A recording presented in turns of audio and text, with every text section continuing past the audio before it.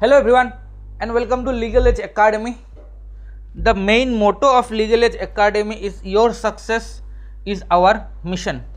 तो आज हम लोग एक बहुत ही इम्पोर्टेंट टॉपिक के ऊपर डिस्कस करने वाले हैं। आज हम लोग डिस्कस करने वाले हैं कॉन्स्टिट्यूशन के ऊपर एंड सबसे basic and most important thing about the fundamental rights. In this video I will teach you how to memorise the fundamental rights in very short form. And यहाँ पे हम लोग अभी पहले कंसेप्ट क्लियर करेंगे, उसके बाद हम फोकस करेंगे कि इसको मेमोराइज करने का शॉर्टकट ट्रिक्स क्या है। वीडियो के एंड तक बने रहिएगा क्योंकि मज़ा आपको बहुत आएगा। तो लेट्स स्टार्ट।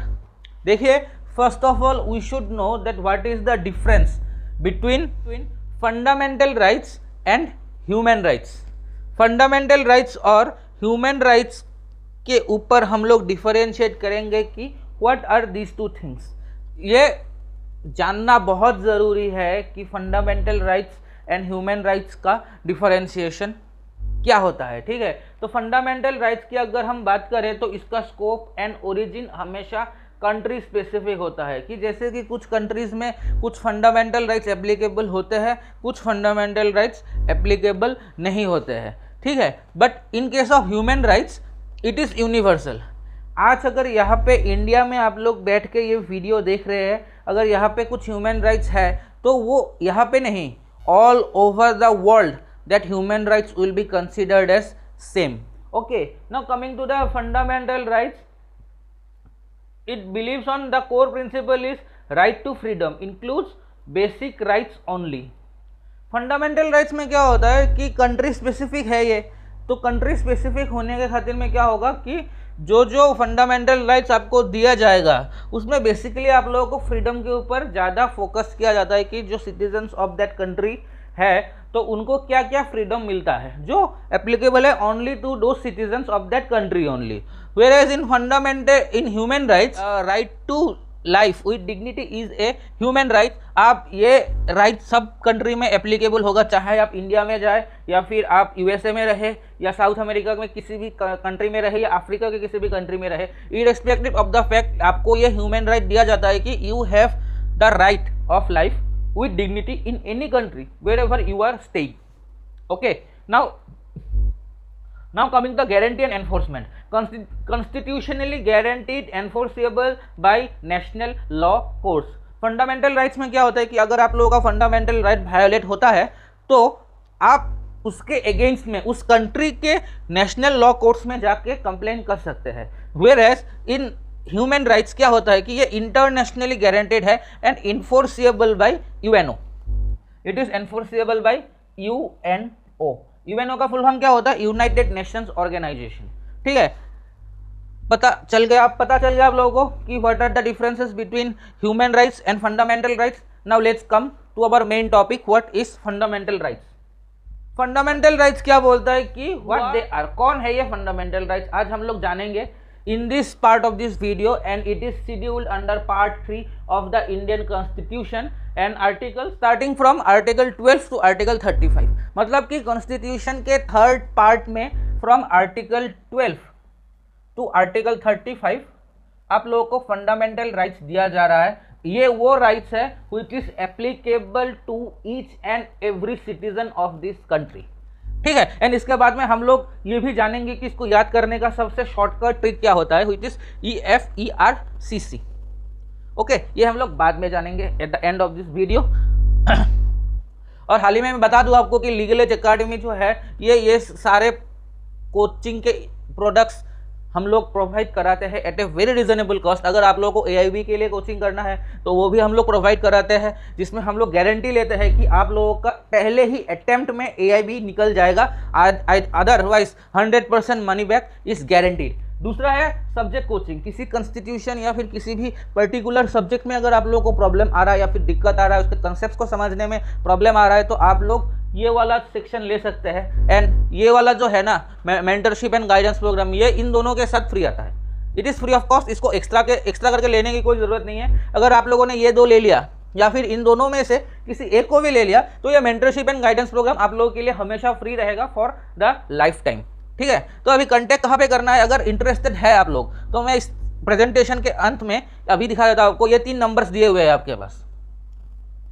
इस वीडियो का आप लोग स्क्रीनशॉट ले लीजिए या फिर पॉज करके ये 3 नंबर्स नोट डाउन कर लीजिए एंड वीडियो खत्म होते इन तीनों पे कॉल कीजिए अगर आप लोग इंटरेस्टेड है लेने के लिए AIB का जो हमारा AIB का जो कोचिंग है, या फिर आप लोगों को अगर किसी पर्टिकुलर सब्जेक्ट में कुछ प्रॉब्लम आ रहा है तो इसमें भी आप लोग उन 3 नंबर्स पे कांटेक्ट कर सकते हैं। फिर से मैं बता दूं कि मेंटरशिप एंड गाइडेंस प्रोग्राम हमेशा फ्री रहता है, जहाँ पे हमारे जो एक्सपर्ट्स मेंटर होते हैं वो आप लोगों के साथ हमेशा रहेंगे। अगर कोई भी दिक्कत हो तो आप बेझिझक उनसे कॉल करके अपने डाउट्स को क्लियर कर सकते हैं, ठीक है ना। Moving to the next, what are fundamental rights. मैंने बोला था कि फंडामेंटल राइट्स क्या होता है, इसके बारे में भी हम लोग जानेंगे, ठीक है। तो fundamental rights are basic human rights guaranteed to every citizen under part 3 of the constitution। मैंने आपको पहले ही बोला था कि it is scheduled under part 3 of the Indian constitution and articles are article 12 to article 35। they are justiciable, enforceable directly through the courts and protected individual liberty against the power of the state। अगर कोई आप लोगों का fundamental right violet करता है तो आप लोग उसके अगेंस्ट में कोर्ट्स में जा सकते हैं टू रेज योर कंप्लेन, ठीक है। अब जानते हैं कि व्हाई दे मैटर, इतना मैटर क्यों करता है फंडामेंटल राइट्स हम लोगों के लिए।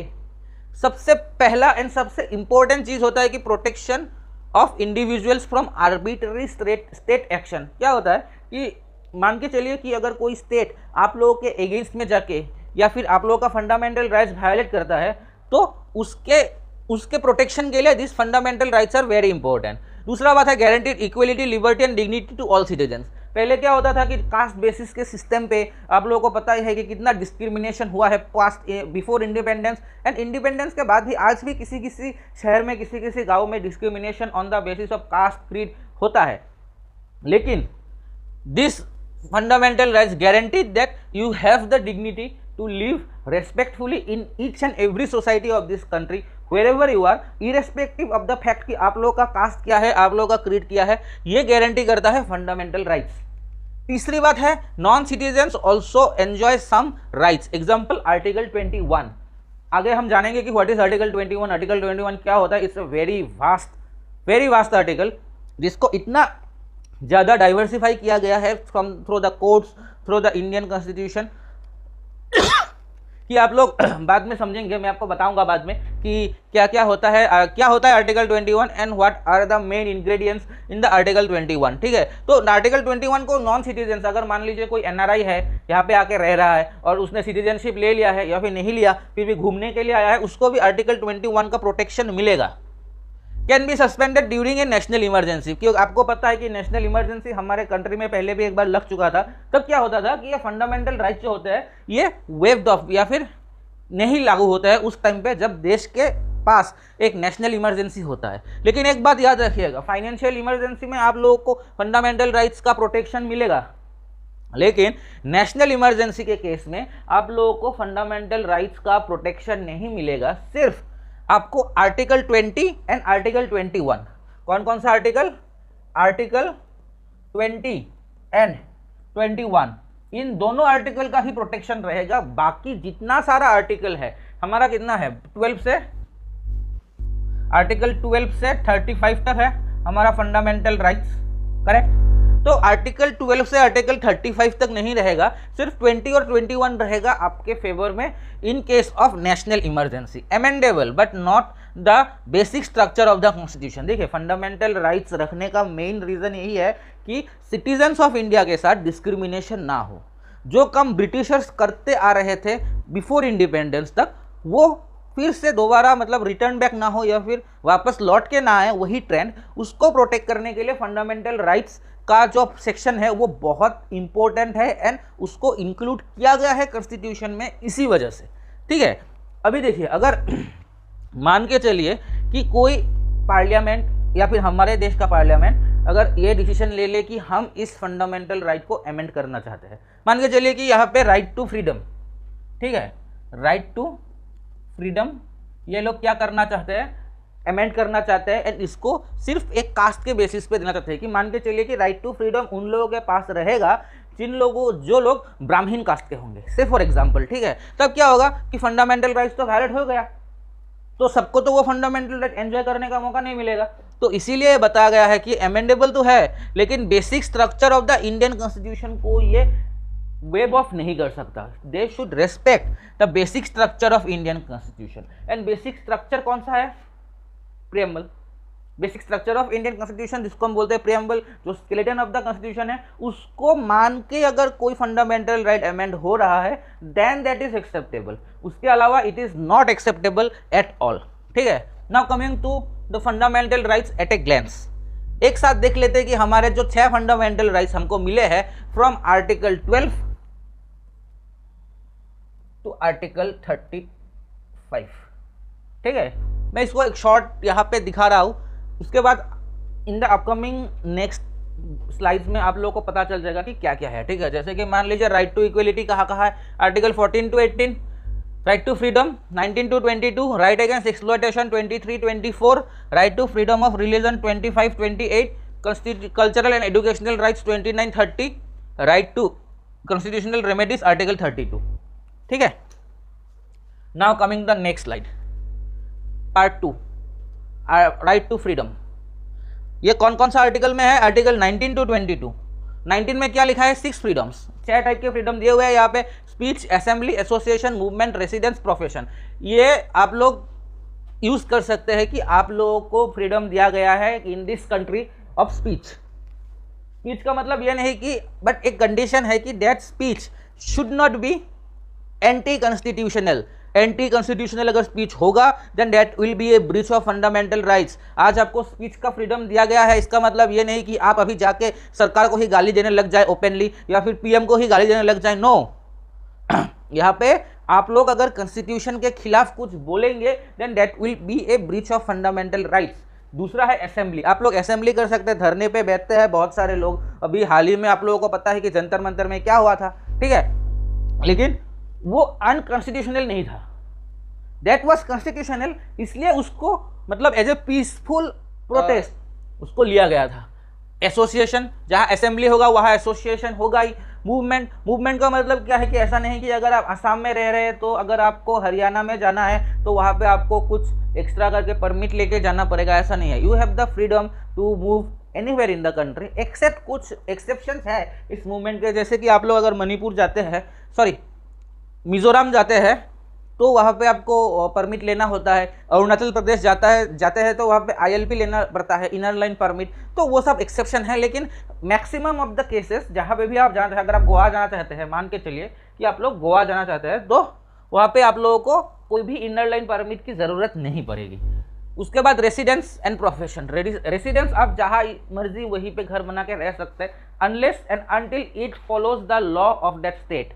याद रखिएगा, जब तक लॉ अलाउ करता है तब तक आप लोग किसी भी मोमेंट प्लेस पे रेसिडेंस बना सकते हैं, कोई भी प्रोफेशन को चूज कर सकते हैं। लॉ अलाउ करता है का मतलब ये नहीं है कि अगर मैं प्रोफेशन, राइट ऑफ फ्रीडम में अगर प्रोफेशन आ जाए तो आज मैं टेररिस्ट बन जाऊंगा, that is also a profession. मैं देश का ही नुकसान करूंगा because I have a fundamental right to choose my own profession, correct. But वो नहीं है। जो अनलॉफुल एक्टिविटीज आप करना चाहते हैं that will not fall under residence, profession, speech, assembly, association and movement. ये याद रखिएगा। Now moving back to the next section is article 20, protection in respect of conviction और फॉर ऑफेंसेस। क्या आता है कि मान के चलिए कोई ऑफेंस आप लोगों ने क्रिएट किया, कर लिया, ठीक है, गलती से कर लिया, तो क्या होगा कि आपको प्रोटेक्शन दिया जाएगा उसमें। ऐसा नहीं कि आपने मर्डर कर दिया और आप चाहते हैं कि आप मतलब फ्रीली यहाँ पे घूमे और एक मर्डर करें, ऐसा नहीं है, लेकिन कुछ हद तक प्रोटेक्शन मिलता है यहाँ पे। उसके बाद article 21, right to life and personal liberty. This is the most controversial and the most anticipated and hot article of this constitution, क्योंकि इसको इतना तोड़ा गया है ना, इतना तोड़ा गया कि personal liberty, life and personal liberty का डेफिनेशन अगर आप गूगल भी करेंगे तो आपको 500+ वर्ड्स मिलेंगे जहाँ पे लाइफ एंड पर्सनल लिबर्टी को चैलेंज किया गया है, इसको अमेंड किया गया है। जैसे कि एक सबसे पॉपुलर अमेंडमेंट है article 21A, right to education, क्योंकि वो कहाँ पे आता है, पर्सनल लिबर्टी पे आता है, ठीक है। Now coming to article 22, protection against arrest and detention in some cases. जैसे कि आप लोग मान के चलिए कि एंटीसिपेटरी बेल्स होते हैं in criminal laws, that also gives us the protection of arrest and detention before arrest. Example, Article 21 has been read to include right to privacy, clean environment and livelihood. Right to privacy भी personal liberty के अंदर आ जाता है। अगर आप लोग इन ए relationship है, मान के चलिए जो सिंगल है और जिनके पास है तो है, या फिर किसी के पास वाइफ है तो है, हस्बैंड है तो है, गर्ल बॉयफ्रेंड है तो है, अगर आप लोग परमिशन ना दे तो they have no right to access your mobile phones और पर्सनल थिंग्स। वो कहाँ पे आ रहा है? Violation of right to privacy. ठीक है, ज्ञान के लिए बोल रहा था, यूज मत कीजिएगा वरना ब्रेकअप और डिवोर्स पक्का है। ठीक है, ओके। नाउ कमिंग बैक, एक और चीज़ आपको बताना था कि हम लोग लीगल एज अकेडमी में ADRE एंड आसाम गवर्नमेंट के रिलेटेड जो भी एग्जाम्स होते हैं उनके लिए भी कोचिंग्स प्रोवाइड कराते हैं। ठीक है, हमारा एकदम कंसाइज बेस होता है जहाँ पे हम लोग Assam static, current affairs, Indian polity, geography, mathematics, reasoning सब कुछ कराते हैं। एंड यहाँ पे हम लोग का सिर्फ ओनली 10 स्टूडेंट्स का एक बैच होता है, क्योंकि we always focus on quality over quantity. ज़्यादा स्टूडेंट्स लेंगे तो हम लोगों का क्या होगा, पर्सनल अटेंशन देने में प्रॉब्लम होता है। ठीक है, जो कि बड़े बड़े कोचिंग इंस्टीट्यूट्स नहीं कर पाते हैं और वहीं पे लैक करते हैं। वहीं पे हम लोग आते हैं कि हम लोग 10 स्टूडेंट्स का एक बैच बनाते हैं। एंड जो वर्किंग प्रोफेशनल्स है उन लोगों के लिए भी ये सुविधा है कि वो लोग इवनिंग बैचेस कर सकते हैं या फिर वीकेंड बैचेस भी कर सकते हैं। ज़्यादा जानकारी चाहिए तो आप लोग फिर से मैं बता दूं, इन 3 नंबर्स पे आप लोग कॉन्टैक्ट कर सकते हैं। आप लोग कॉन्टैक्ट कीजिए, वो वीडियो का स्क्रीनशॉट ले लीजिए या फिर पॉज करके नंबर्स तीनों नोट कर लीजिए और कॉन्टैक्ट कीजिएगा वीडियो खत्म होने के बाद। Now coming the next thing, कि यहाँ पे हम लोग हमारा ADRE का जो फाउंडेशन बैच है वो 3 to 4 मंथ्स में हम लोग कंप्लीट करवाते हैं। उसके बाद आसाम स्टैटिक का जो होता है एंड करंट अफेयर्स बैच वो 2 मंथ्स में हो जाता है। पॉलिटी का 1.5 महीना लगता है एंड ज्योग्राफी का 2 महीना लगता है। Yes, this are the courses. आप लोग इन 3 नंबर पे फिर से कांटेक्ट कर सकते हैं एंड ज़्यादा जानकारी के लिए पूछ सकते हैं। Okay, now coming back to the next slide, which is our very important slide, article 23-24। ये क्या है? Right against exploitation. 23 देख लेते हैं हम लोग। 23 क्या है? Prohibition of human trafficking and force bonded labour. क्या होता है कि बहुत सारे लोग ह्यूमन ट्रैफिकिंग में फंस जाते हैं या फिर चाइल्ड लेबर करवाते हैं बहुत से, क्योंकि चाइल्ड लेबर बहुत सस्ता पड़ता है and it is cost efficient. तो उसकी वजह उसको प्रोहिबिट करने के लिए ये फंडामेंटल राइट लाया गया है। एंड इसको इस चाइल्ड लेबर के साथ प्रोटेक्शन में आप लोग इसको भी काउंट कर सकते हैं, आर्टिकल 21A को भी, क्योंकि 21A में लिखा गया है कि right to education is always applicable to each and every student of this country. ठीक है, उसके बाद आता है prohibition of child employment of children below 14 years of age in hazardous situation. Hazardous situation या फिर हैजार्डस जॉब्स क्या होता है कि जहाँ पे लाइफ रिस्क ज़्यादा होता है, एक्सपेक्टेंसी ऑफ लाइफ कम होता है, वहाँ पे क्या होता है कि जो एडल्ट होते हैं वो लोग थोड़ा ज़्यादा चार्ज करते हैं। तो ओनर्स क्या करते हैं कि below the 14 years of age के बच्चों को यहाँ पे लगा देते हैं, so that they could get a very cheap and efficient labour. But ultimately क्या हो रहा है, बच्चे का future is going in dark. तो उसको प्रोटेक्ट करने के लिए आर्टिकल 24 लाया गया है। And backbone of India child labour anti trafficking laws, जो राइट अगेंस्ट एक्सप्लॉयटेशन है, इसको हम लोग कंसिडर करते हैं कि it is the backbone of India child labour and anti trafficking laws. Example की तरफ से a factory hiring 12 year old for hazardous work directly violates article 24। Now coming back the next, right to freedom of religion, article 25 to 28। क्या बोलते हैं कि आप लोग India में अगर है तो किसी भी रिलीजन को आप लोग इंडिविजुअली फॉलो कर सकते हैं। ठीक है, उसके लिए आर्टिकल 25 क्या बताता है कि freedom of conscience of free profession practice propagation of religion. Article 26 बताता है कि freedom to manage religious affairs. 27 freedom from taxes and promotion of a religion. उसके बाद article 28 freedom from religious instruction in state funded institutions.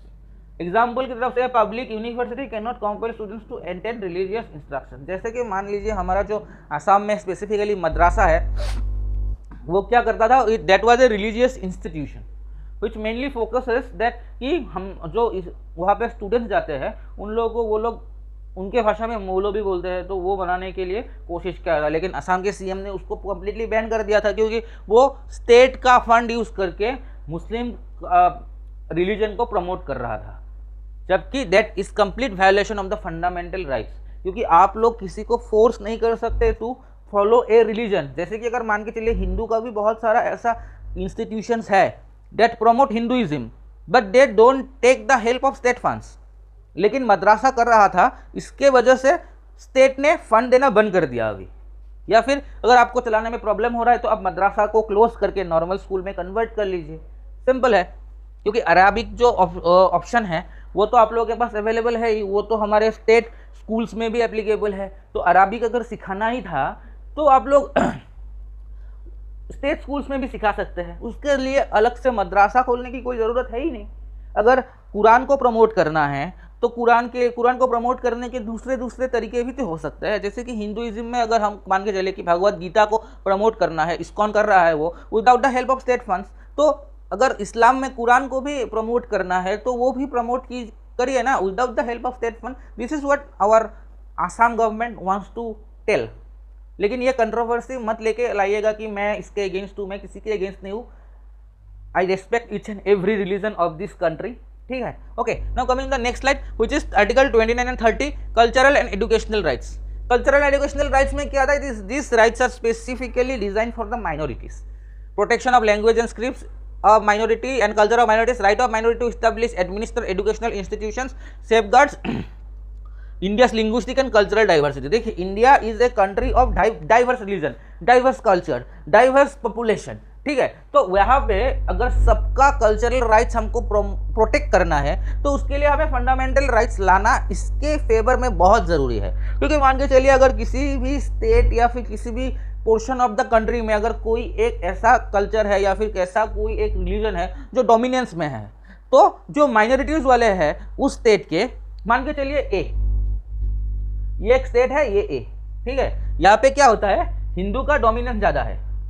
से for example अगर हिंदू का dominance ज़्यादा होगा तो यहाँ इस स्टेट में जो मुस्लिम लोग रहेंगे वो तो अंडर एस्टिमेट हो जाएंगे, जो जैन लोग रहेंगे उसको अंडर एस्टिमेट हो जाएंगे, जो क्रिश्चियन लोग रहेंगे वो भी अंडर एस्टिमेट हो जाएंगे। तो इस राइट्स को लाने का मेन रीज़न यही है कि अगर ए स्टेट में मान के चलिए हिंदू का पॉपुलेशन अगर ज़्यादा है, हिंदू का डोमिनेंस ज़्यादा है, तो यहाँ पे मुस्लिम, क्रिश्चियन, सिख, जैन ये लोग अपना राइट क्लेम करें और एक साथ रहे, ठीक है।